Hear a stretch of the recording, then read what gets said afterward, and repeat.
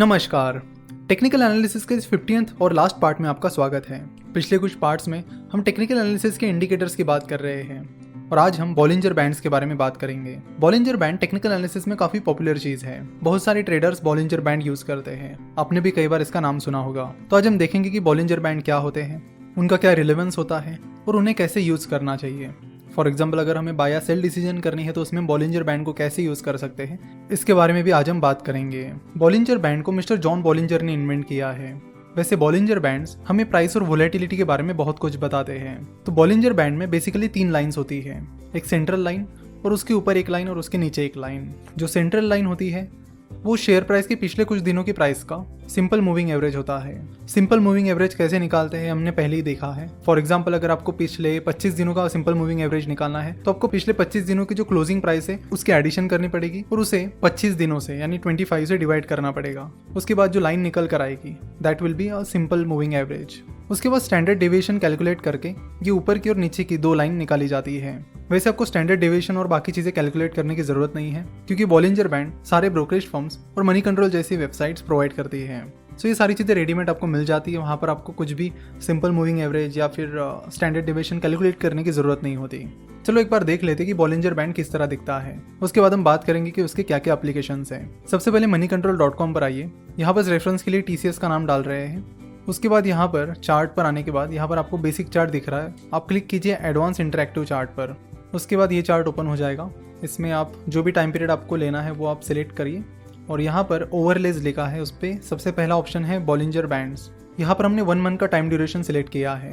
सो 1 month की जो share price है वो आपको दिख रही है। अब जैसे ही ओवरलेज पर जाकर पहला ऑप्शन है बॉलिंजर बैंड, उस पर हम क्लिक करते हैं तो उसके बाद ये बॉलिंजर बैंड आपको वहाँ पे दिखेगा। और जो मिडिल लाइन है वो है पिछले 1 महीने की शेयर प्राइस का मूविंग एवरेज और उसके ऊपर और नीचे 2 लाइन्स है जो कि स्टैंडर्ड डेविएशन है। स्टैंडर्ड डेविएशन हमें क्या बताता है? स्टैंडर्ड डेविएशन हमें बताता है वोलेटिलिटी के बारे में। सो आप देख रहे हो कि जो अपर बैंड है और लोअर बैंड है, ये दोनों बैंड्स शुरुआत में यानी यहाँ पर मेन सेंट्रल लाइन से यानी जो सिंपल मूविंग एवरेज लाइन है वहाँ से काफ़ी दूर थे, लेकिन बाद में धीरे धीरे ये क्लोज आने लगे। सो जब ये दोनों बैंड्स सेंट्रल लाइन से यानी सिंपल मूविंग एवरेज की लाइन से ज़्यादा दूर चले जाते हैं तो वो चीज़ हमें बताती है कि मार्केट में ज़्यादा वोलेटिलिटी है। और जब वो पास में आ जाते हैं यानी सेंट्रल लाइन के पास में आ जाते हैं तो वहाँ पे हमें पता चलता है कि वोलेटिलिटी कम है।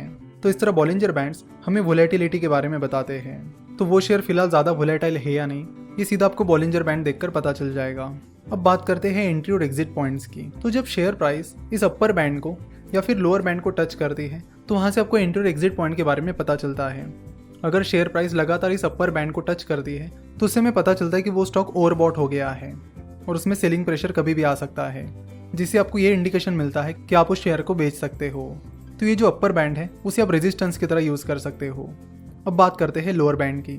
तो अगर शेयर प्राइस लगातार इस लोअर बैंड के आसपास आ रही है और उसे टच कर रही है तो उससे हमें पता चलता है कि उस स्टॉक को बहुत ज़्यादा बेचा गया है, जिससे उस स्टॉक में बाइंग अपॉर्चुनिटीज़ बन सकती है और वो स्टॉक ऊपर जा सकता है। तो ऐसे टाइम आप उस स्टॉक को बाय कर सकते हो। तो इस तरह बॉलिंजर बैंड्स को आप सपोर्ट और रेजिस्टेंस की तरह यूज़ कर सकते हो और उनकी मदद से बाइंग सेलिंग डिसीजन ले सकते हो। सो मार्केट में कब एंट्री करनी और एग्जिट करनी है इसकी डिसीजन आप बॉलिंजर बैंड की मदद से ले सकते हो। जनरली ज़्यादातर शेयर प्राइस की एक्शन जो होती है वो इस बैंड्स के बीच ही होती है।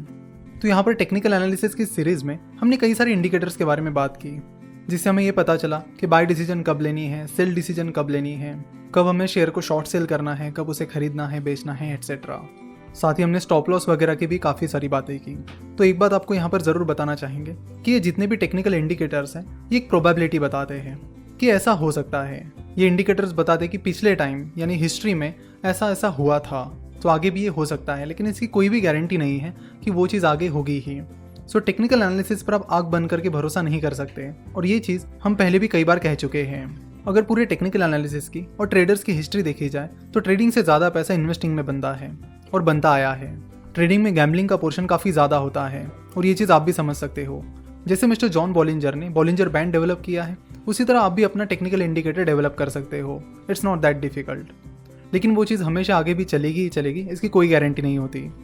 सो ट्रेडिंग करते वक्त बड़े ध्यान से टेक्निकल एनालिसिस करें और जितनी इन्वेस्टमेंट आपको करनी है उसका बस एकदम छोटा सा पोर्शन आप ट्रेडिंग के लिए अलोकेट कीजिए। ज़्यादातर पोर्शन इन्वेस्टिंग के लिए ही अलोकेट कीजिए, क्योंकि इन्वेस्टिंग ही है जिससे एक्चुअली बिजनेसेस को फ़ायदा मिलता है। क्योंकि अगर आप इन्वेस्ट करोगे तो वो पैसा कंपनी को मिलेगा, आप डेली ट्रेडिंग करोगे, सुबह खरीदोगे, बेचोगे, तो उससे कंपनी को कुछ नहीं मिलने वाला, ना ही कंपनी की जो ग्रोथ है उसका फ़ायदा आपको मिलेगा। सो इन्वेस्टिंग एक प्रैक्टिकल अप्रोच है, जिसका कॉमन सेंस अप्रोच ये है कि अगर आप किसी कंपनी में इन्वेस्ट करते हो और वो कंपनी अपने बिजनेस में अच्छी खासी ग्रोथ दिखाती है तो उसका फ़ायदा आपको होगा। सो जितना पैसा आप स्टॉक मार्केट में इन्वेस्ट करना चाहते हो उसका ज़्यादातर पोर्शन लॉन्ग टर्म इन्वेस्टिंग के लिए साइड में रखें और बहुत ही छोटा सा पोर्शन आप ट्रेडिंग के लिए यूज़ कर सकते हो।